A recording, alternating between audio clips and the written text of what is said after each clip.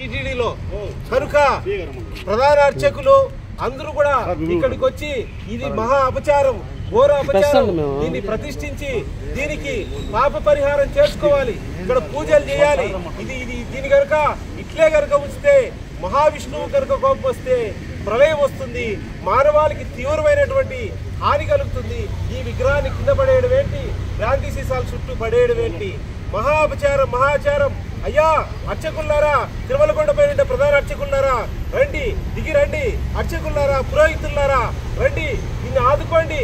అసలు ఈ విధంగా ఉంటే మహాపాపం.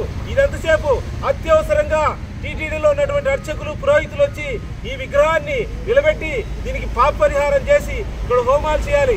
అంతవరకు నేను ఇక్కడ నుంచి లేచేది లేదని ఓం నమో వెంకటేశాయ నామస్మరణ చేస్తున్నానని ఈ విగ్రహాన్ని పోలీసు వాళ్ళు కానీ వర్కర్స్ కానీ ఎవరే కానీ తాకి నిలబెట్టద్దు. అర్చకులు రావాలి, దీనికి పాప పరిహారం చేయాలి, హోమం చేయాలి. అప్పటి వరకు నేను ఓం నమో వెంకటేశాయ నామస్మరణ చేస్తుంటాను. ఇంతకు మించిన నా పేరు విజయశంకర్ స్వామి, అన్నమయ్య కళాక్షేత్ర పీఠాధిపతి, తిరుపతి. ఇంత ద్రోహమా? అసలు ఈ విగ్రహం పడివేస్తుంటే. నా పేరు విజయశంకర్ స్వామి.